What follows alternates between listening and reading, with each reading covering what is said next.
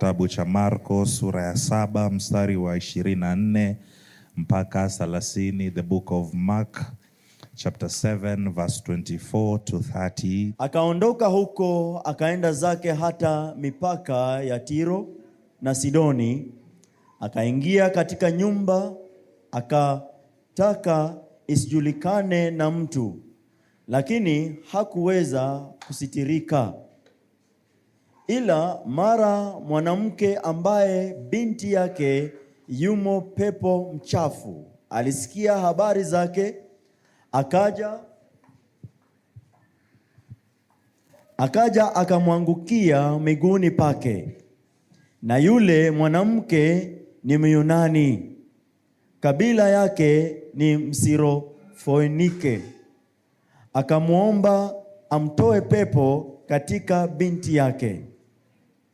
Akamwambia, waache watoto washibe kwanza, maana si vizuri kukitwaa chakula cha watoto na kuwatupia mbwa. 28. Naye akajibu akamwambia, naam Bwana, lakini hata mbwa walio chini ya meza hula makombo ya watoto. Akamwambia, kwa sababu ya neno hilo, enenda zako, pepo amemtoka binti yako. Verse 30. Akaenda zake nyumbani kwake, akamkuta yule kijana amelazwa kitandani, na yule pepo amekwisha kumtoka. Amen. Father, we thank you for your word this afternoon. We thank you for the grace you've given us to be in your presence. Lord, as we share your word, we pray that you will open our spiritual ears and our spiritual eyes, that we may hear from you in the name of Jesus. I silence every demonic voice, every utterances of the enemy. We silence them in the name of Jesus. Father, may your Holy Spirit speak in the name of Jesus. We thank you in advance for what you're about to do in our lives through your word. In Jesus' name we pray, trusting and believing. Somebody say amen. Nisaidie kuambia tu mwenza wako makombo. Mwambie makombo. Amen. You may have your blessed seat. God bless you. Tuingia kwa neno la Mungu. I just want to take 15 to 20 minutes and I'll be done. You can time me. In life, sometimes you will have to face situations ama circumstances ambazo hazitakuwa nzuri sana kwa maisha. Bwana Yesu asifiwe. So many times tunapenda kuambiwa that everything will be okay. But sometimes things will not be okay. It is part of life. Na kuna situations ambazo tunazipitia kwa maisha ambazo haijalishi wewe ni mzuri kiasi gani. Kuna wakati ambapo situations inafanyika kwa maisha na unajiuliza mbona mimi inanifanyikia na when I am a good person. But sometimes kuna vitu vitafanyika kwa maisha yako despite the fact that you're a good person. Bwana Yesu asifiwe. Sometimes things will happen in your life, whether uko na degree ama whether ulienda university ama whether haukumaliza shule. Sometimes it will not discriminate how it comes into your life. But I'm here to tell you that sometimes situations will hit you hard. Bwana Yesu asifiwe. Hapo kutakuwa amen. You will understand me in a minute. Sometimes kuna hali ambazo zinatokea katika maisha ambazo sio vitu ambavyo tunavitamani kwa maisha yetu ama tungependa vitufanyikie. Na kuna wakati ambapo Mungu anaruhusu vitu kuingia ndani ya maisha yako ama kufanyika ndani ya maisha yako ambavyo hata pesa yako haiwezi ikatatua. Kuna watu ambao they are going through things that not even money can solve that issue. There are things that you go through in life ambayo the circle of your friends cannot solve that issue. Kuna vitu ambavyo vinafanyika katika maisha ambavyo your certificate and your degrees cannot solve that issue. Now whenever such things happen in your life, inamaanisha you are a prime candidate for a miracle. I wish I had a church. When such situations happen in your life, inamaanisha you are a prime candidate for a miracle. Wewe ni candidate ni nini? Mtainiwa ni wa mtihani. a candidate in this perspective inamaanisha wewe uko mahali panapostahili kupata muujiza. Bwana Yesu asifiwe. Kwa sababu muujiza ni kitu chochote ambacho hakina mkono wa mwanadamu ndani yake. I wish I had a church. A miracle is anything that does not involve man in it. Anytime you can do something na unaweza kukifanya mwenyewe kwa urahisi, inamaanisha you made it happen. Lakini whenever you can do something alafu ukikaa chini unajiambia kama sio Mungu hii haingefanyika. Bwana Yesu asifiwe. Kuna situations ambazo Mungu ataruhusu ndani ya maisha yako ili akufanye upokee muujiza. One thing is that we are always praying for miracles, but we do not understand that miracles is not an easy thing that you can just think of. A miracle is anything with the handiwork of God in it. Sijui kama I'm making sense. Whenever you talk about a miracle, inamaanisha ni kitu ambacho mimi singekiweza, lakini Mungu amekifanyikisha kikafanyika. So now I thank God for a miracle. Bwana Yesu asifiwe. So many times we do not understand that we have received miracles in our lives, kwa sababu most of the times kasumba ama tatizo ambayo mwanadamu yuko nao ni kwamba we want to take credit for everything that happens in our lives. Kila kitu ambacho kinafanyika kwa maisha yetu mara nyingi tunataka kukiona ni kama kwa njia moja ama nyingine nilisababisha. Lakini hapo ndio tuna miss the point ya kuona muujiza wakati imefanyika. Bwana Yesu asifiwe. But I'm here to tell you today that miracles do happen. And when I look at you, I am seeing a person that has experienced miracles. I wish I had a church. Nisaidie kuhubiri tumalize haraka. Bwana Yesu asifiwe. When I look at you, I see someone that has experienced a miracle. But I am not discrediting anyone that has not experienced a miracle yet. Kwa sababu kuna watu ambao wanaweza kusema maybe mimi sija experience muujiza bado. Lakini I am here to tell you that if you cannot see it in your house, look for it in someone else's house. You're missing the point. If you cannot see the miracle in your house, then experience, unaweza kuwa hauna the experience of a miracle, but there is someone next to you that has the experience of a miracle. The best thing you can do is to look in your neighbor's house and ask them, what has God done for you lately? Ina maana, if I have not seen a miracle yet, alafu pitie Mungu amembariki na pikipiki, inamaanisha kwamba there is a God that can still change a situation, ya kutoa mtu from being a pedestrian to being someone that owns a machine ambayo inatembea kwa barabara. Then if I can see a miracle kwa pitie, it simply means that God is still in the business of doing miracles. I wish I had a church. The Bible says there was a woman, a Greek woman, ambaye alikuwa na mtoto wake amepagawa na mapepo. Akaenda kwa Yesu one day. Now the Bible says, I love this part, the Bible says Jesus was not in the mood for a miracle. Because ukisoma Biblia vizuri, pastor ametusomea, the Bible says Yesu alikuwa ameenda in the town of Sidon, na mahali alienda hakuwa anataka mtu yoyote ajue kama yuko pale. To mean that Yesu hakuwa in the mood for any miracles. Kumaanisha kwamba alikuwa anataka kupumzika. Alienda mahali ambapo watu hawamjui. Alienda mahali ambapo hakuna mwenye atatambua yeye ndiyo Yesu, kwa sababu today is just not the day for a miracle.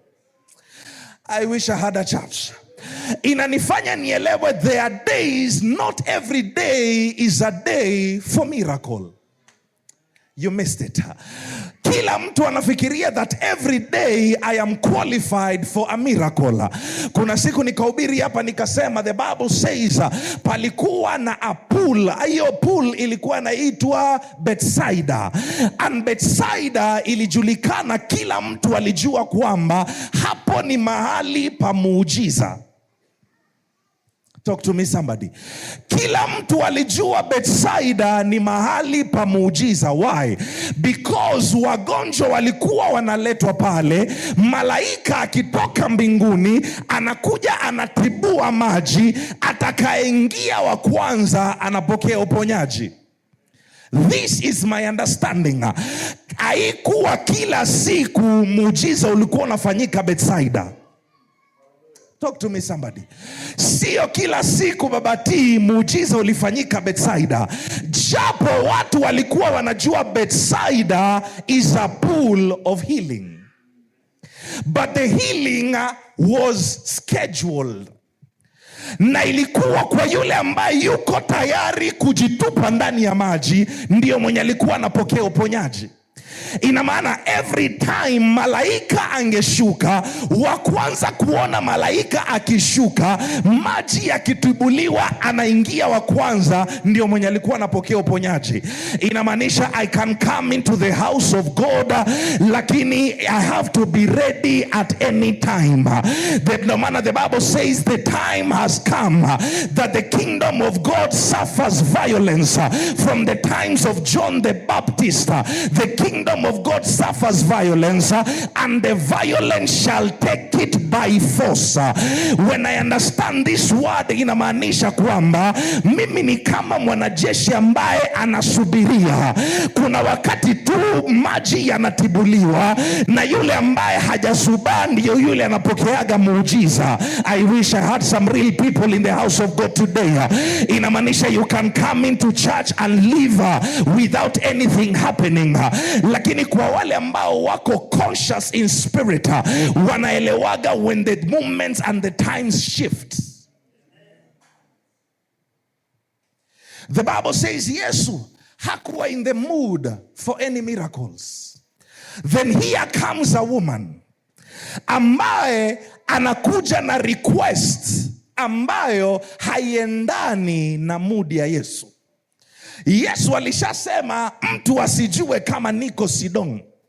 Lakini here comes a woman ambaye anasema niko na mtoto wangu nyumbani amepagawa na pepo, na mimi ninahitaji mtoto wangu apone. Point number one I want you to understand is that this woman had never experienced a miracle in her life. Lakini anakuja kwa Yesu kwa sababu alisikia Yesu amewatendea wengine. Yeye hakuwahi fanyiwa muujiza na Yesu, lakini alisikia habari za Yesu mtenda miujiza. So amekuja kwa Yesu na request ya mtoto wake apone, sio kwa sababu Yesu alishawahi niponya before, lakini kwa sababu nimesikia amewafanyia wengine. Ndio maana nimesema sometimes we come to God not because he has done it for me directly, lakini I have an evidence of what he has done for other people. Sometimes just look at your neighbor, umwambie Mungu kama unaweza tendea Pastor Gabi hivi, then I have a request for you. You can still do it for me if you can do it for somebody else. Alisikia habari za Yesu ambaye aliponya Bartimaeus, akaambiwa there is a man ambaye alikuwa kwenye barabara anaombaomba, lakini wakati alimlilia Yesu, Yesu akagusa macho yake akapona. Akasema niambie zaidi. Biblia inasema faith comes by hearing and hearing the word of God. Swali yangu kwako ni what are you listening to? Which voices are you listening listening to. I am here to tell somebody I'm only for one voice. I just need one person to give me a testimony of what God has done in their life lately, and my faith will be renewed. I just need one person ambaye atanambia this is what God has done for me.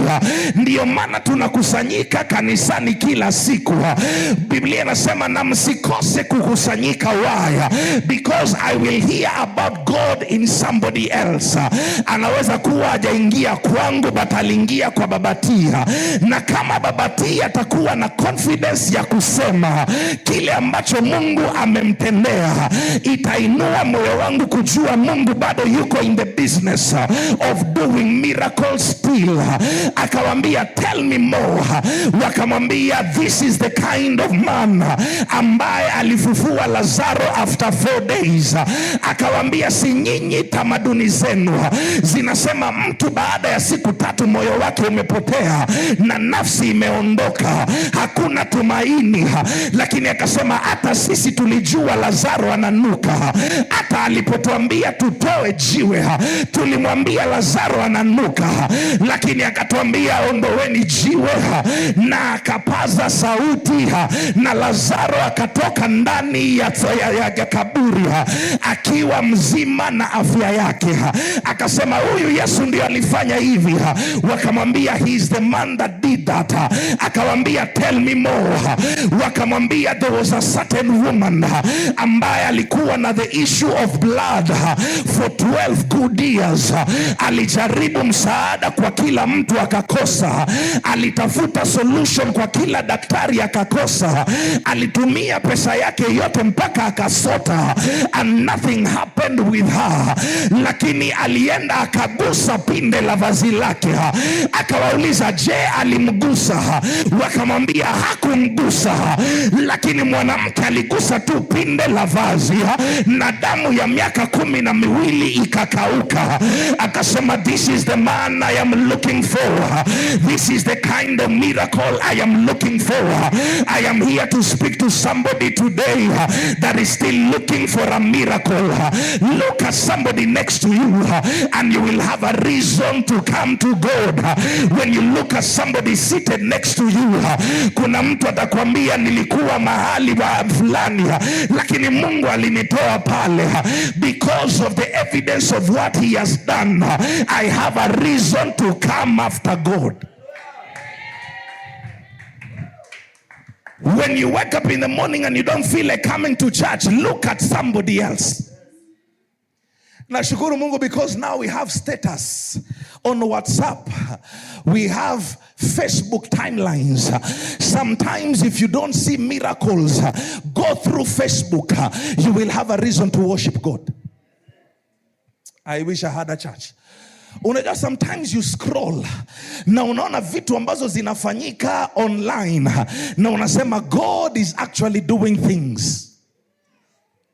The other day I was just scrolling, alafu nikaona mtu mwenye tulikuwa tunapiga tu story naye hapa sahi ako Canada, and I was like kunaenda aje? Nikakuwa interested and I was opening up and I was like yes, mtu amesafiri. So God is still doing it for people. I thank God because God is still in the business ya kupeleka watu Ulaya. So inamaanisha I am next in line. I am not giving up on God because kama anaweza fanyia huyu hivi, then he can still do it for me. Sometimes look for the evidence in somebody else. Usikae ukajililia ukasema mbona Mungu hujanitendea? Ametendea. Kuna mwenye ametendea jana, kuna mwenye ametendea leo asubuhi, kuna mwenye alitendewa last week.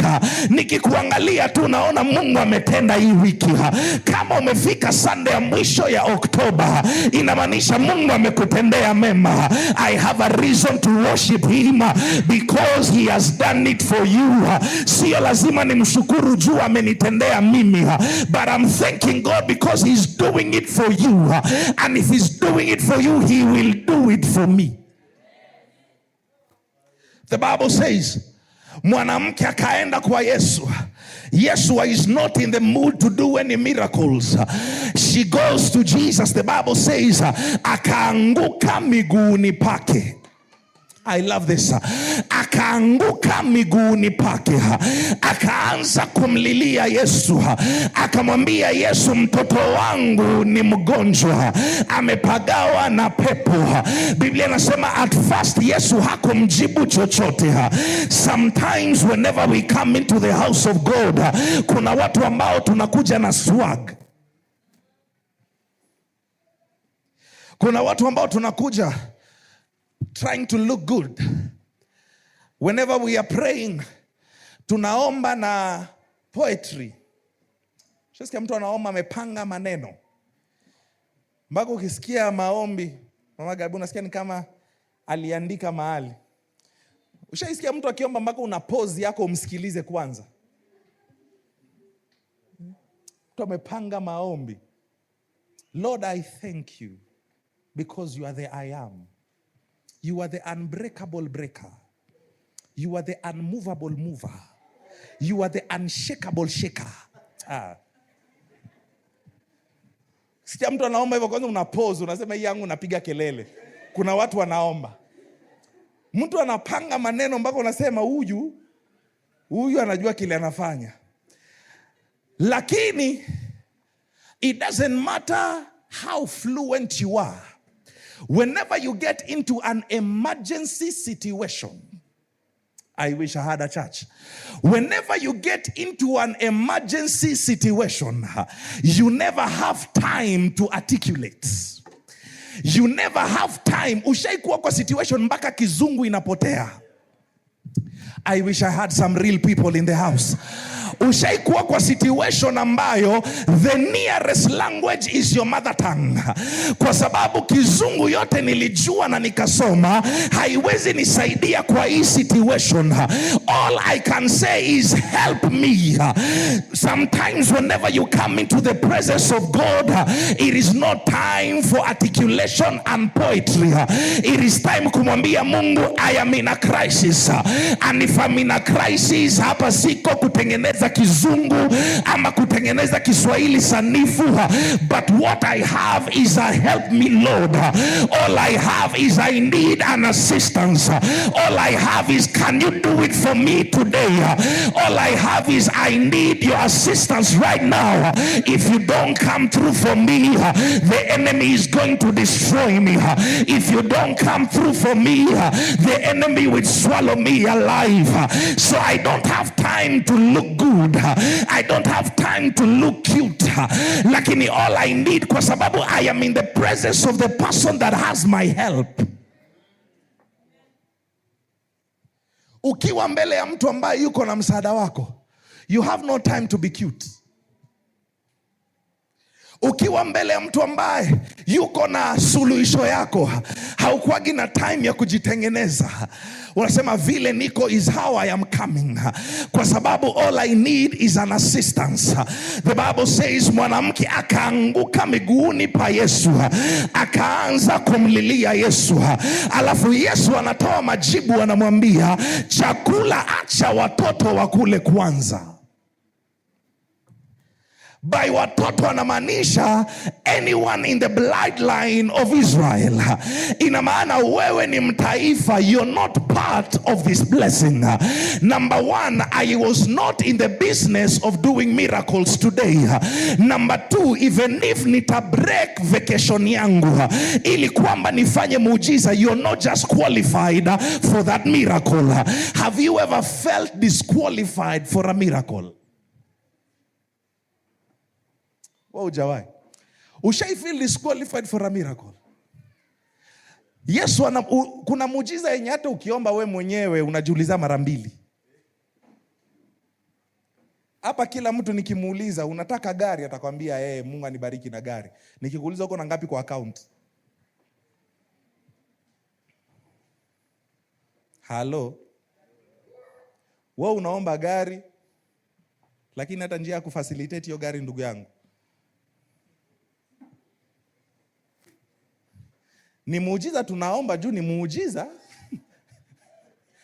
Lakini tukifikiria vizuri, I'm not qualified for it. Laambia Mungu, maisha ya kukua tenant nimechoka. Nataka Bwana unifanye landlord. Kisha maliza maombi, kisha sema amen. M-Pesa balance yako inasoma kama saa. Shora M-Pesa balance inasoma kama saa. Iko na digits 2 huku na dot.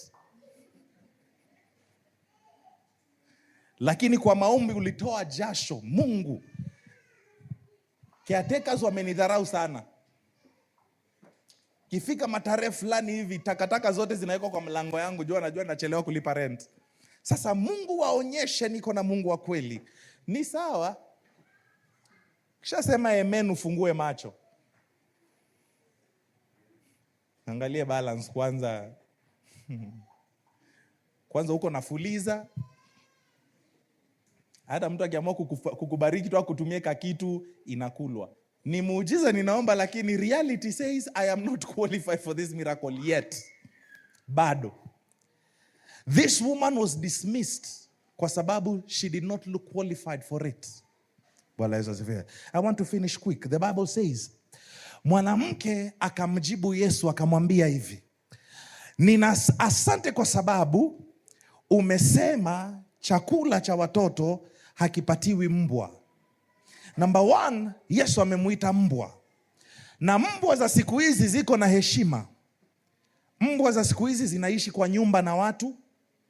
Mbwa za siku hizi zinafanyiwa pedicure. Mbwa za siku hizi zinapelekwa hospitali. Mbwa za siku hizi zinaogeshwa.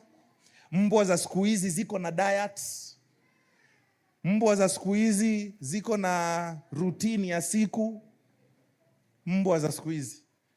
Lakini in the times of the Bible, ungeitwa mbwa ulikuwa mtu wa bure sana. Bwana Yesu asifiwe. Mbwa ilikuwa ni an animal ambayo ilikuwa ya kudharaulika sana. Alafu sasa kuna zile mbwa ambazo zilikuwa zinapata ka privilege kidogo. Sawa? Kuna zile mbwa zilikuwa zinapata ka privilege kidogo, ka kukaa ndani ya nyumba ya Bwana. Sasa zikikaa ndani ya nyumba zilikuwa zinakula makombo, leftovers. Bwana Yesu asifiwe. So this woman, the Bible says, Yesu anamwambia chakula cha watoto hakipatiwi mbwa. Ingekuwa kanisa ya leo, mwanamke angechukua mizigo yake aseme, nitajipanga, unanitusi mimi ni mbwa. Hautaniona kwa macho yako tena, usinizoe. Ingekuwa kanisa ya leo ya mitandao, Yesu angetrend TikTok na Instagram, aliambia mtu yeye ni mbwa. Lakini huyu mwanamke alikubali kile ambacho anapewa. I wish I had a church. The Bible says mwanamke akamwambia Yesu, sikatai mimi ni mbwa. Because anyone ambaye was not in the bloodline of Abraham, ambaye alikuwa nje ya Wayahudi, alikuwa considered as a dog.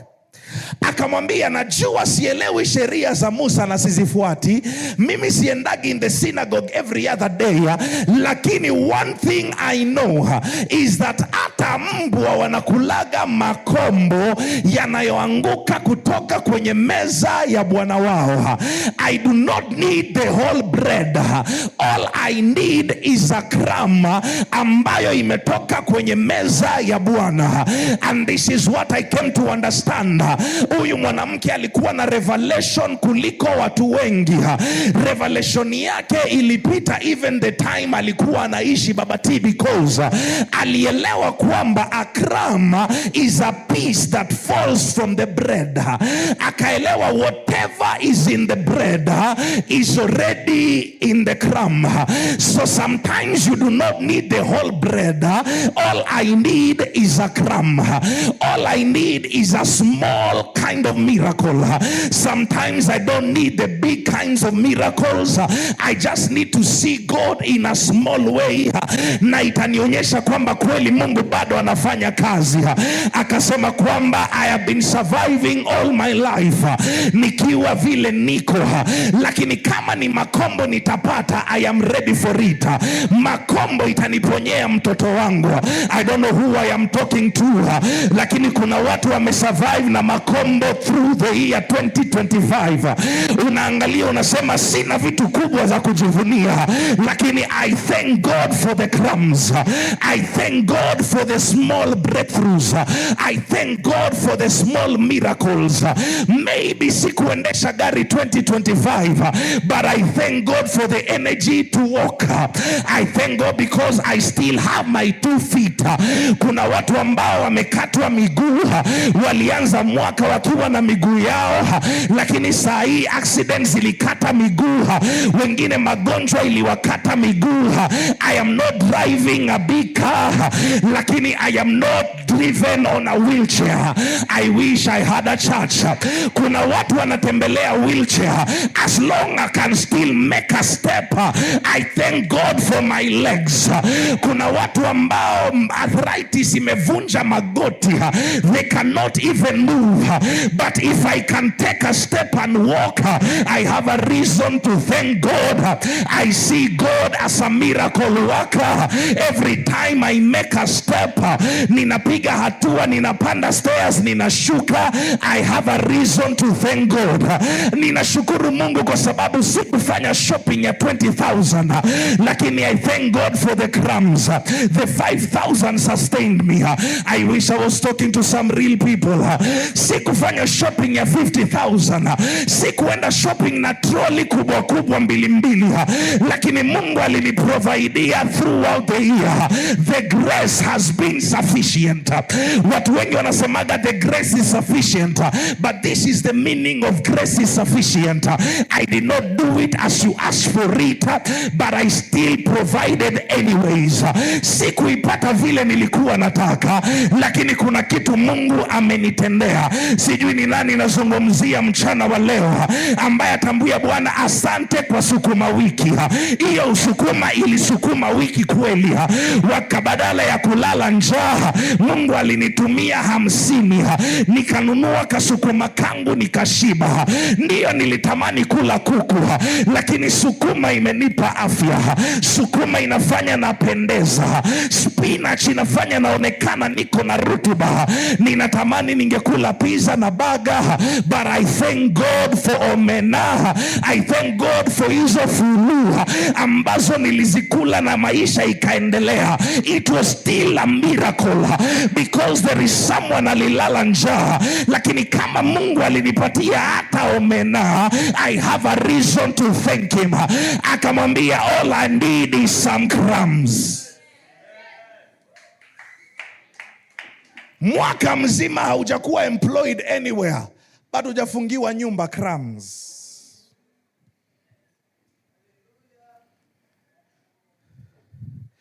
Umekaa. Nakumbuka there is a time I would not preach about it, but kuna time ulikuwa unapitiaga unasema, mtu anakuambia kulikuwa na watu wanasema tio mimi sipenda mtu mwenye anakaa kwa bed sitter.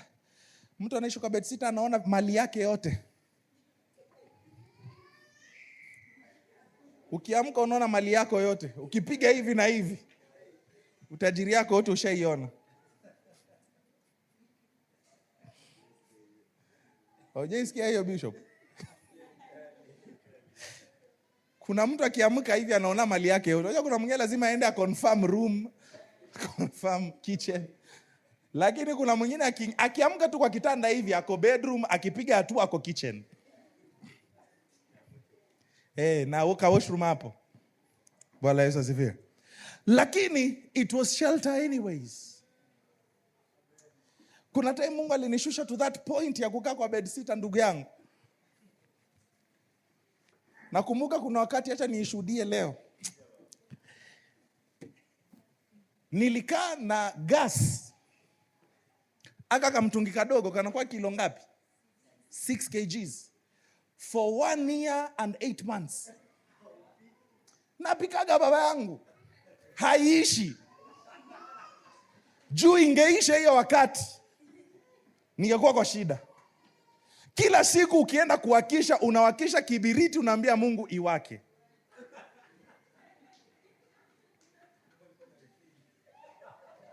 Kuna mwingine ikasikia anatoa ushuhuda Tanzania.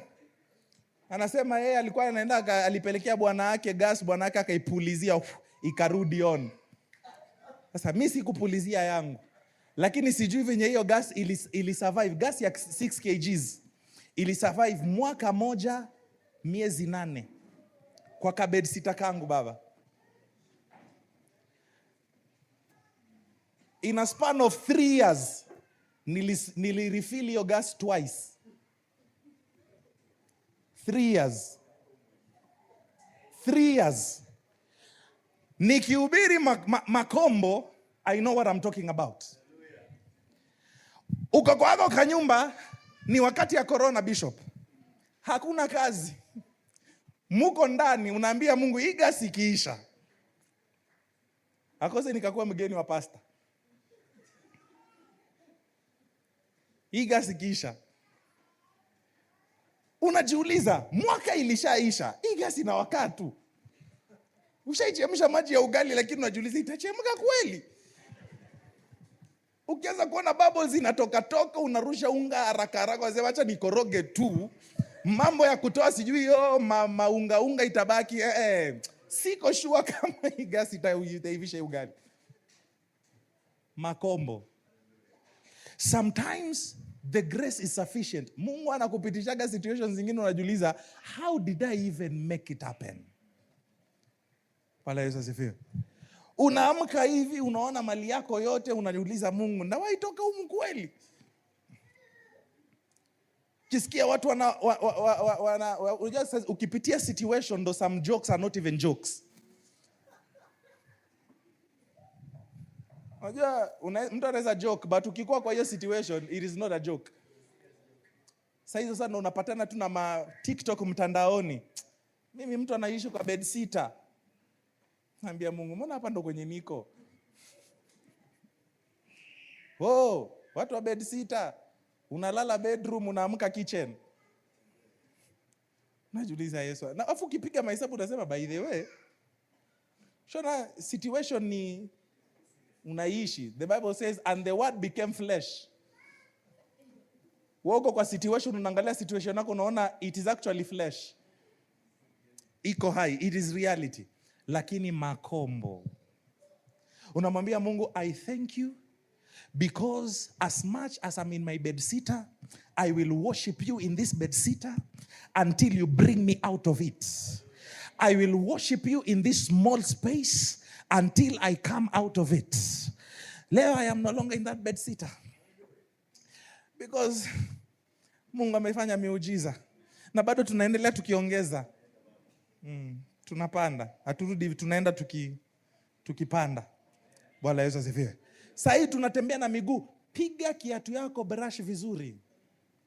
Tembea na swag. Tembea like you own the world. Mwambie Bwana, I thank God for the crumbs.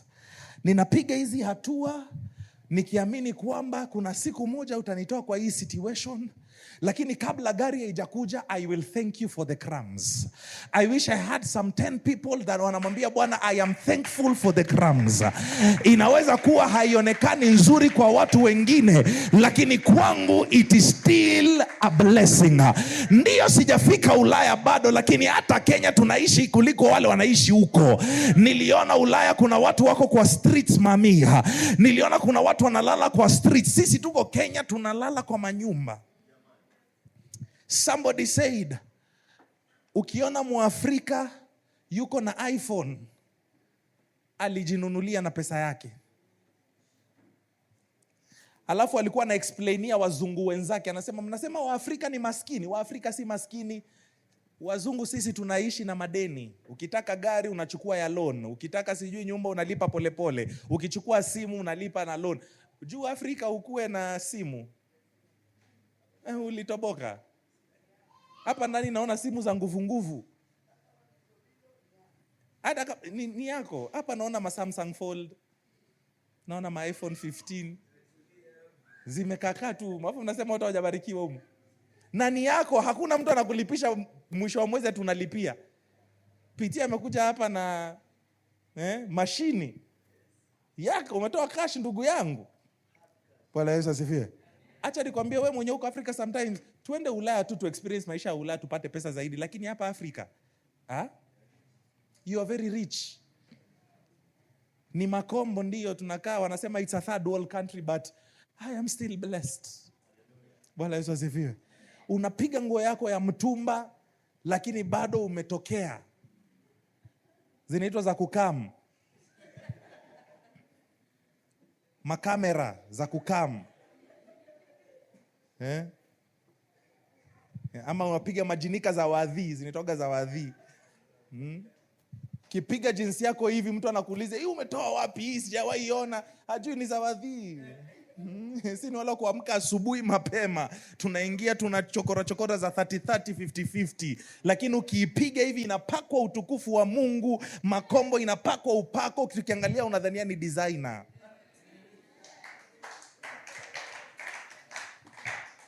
Bwana Yesu asifiwe. We thank God for the crumbs. Kuna watu tunaishi na Mungu abarikiwe kwa wenye walileta hawa naitwaga nini? Hii iko hapa Jessica. Think Twice. Kiingia Think Twice wanakufanyia experience ya mtumba inakaa classic. Unaenda ni kama unaenda boutique wamekuhanyia mpaka hivi unadhania kuma umetoka Think Twice. Lakini ukitoka hapo nani unatoka na kiburi ya mtu ametoka mall.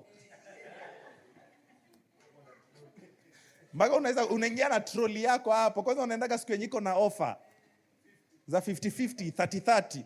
Ukitoka hapo wakishakupakia hapo kwa hiyo Think Twice alafu wameibrand. Wangetoa tu hiyo second hand jina, hiyo jina ya second hand wangetoa tu, waache tu Think Twice. Hiyo Think Twice inakupatiaga feeling ya ni kama ulikuwa LC Waikiki. Ni kama uliingia duka ya Versace ukatoka na nini yako hapo, kabag kako wako umetoka na nini zako mbili hivi. Haikupatii ile stress ya Kikomba. Kikomba hata kama tunaisifu lakini iko na kama dharau fulani. Lazima uvae gumboot. Iko na kama dharau fulani. Lazima mugongane, vichochoro, harufu. Lakini ukiingia Think Twice ni mtumba ile lakini na class. Na iko na masaa. Hauibiwi, hauna haraka. Crumbs. Na ukitoka na hiyo nini yako hapo, mwenye amevaa Versace hapendezi kukushinda. Bwana Yesu asifiwe. Akamwambia, hata makombo nitachukua. Hata mbwa anakulaga makombo yanayanguka kwa meza ya bwana wake. As I finish, the Bible says, Yesu akamwambia, nenda, mtoto wako amepona. Kumbuka, this woman is not a Jew. She does not know when she will see Jesus again. Lakini hakupata the experience ya kuguswa na Yesu muujiza ufanyike. Hakupata the experience ya kuona Yesu akitembea juu ya maji. All she got was a word. Sometimes all I come to look for in the house of God is a word. Ninaweza kuwa maisha yangu ijabadilika after the sermon is ended, but I thank God for the word. Inaweza kuwa nothing has changed after the service has ended, but I will proceed to a promise. Yesu akamwambia, nenda maana mtoto wako amepona. The Bible says every step she took, alipofika nyumbani akapata mtoto amepona. Whenever we come into the house of God, chukua neno la Mungu, acha kuchukua maneno. Maneno haitakusaidia kitu, haitabadilisha maisha yako.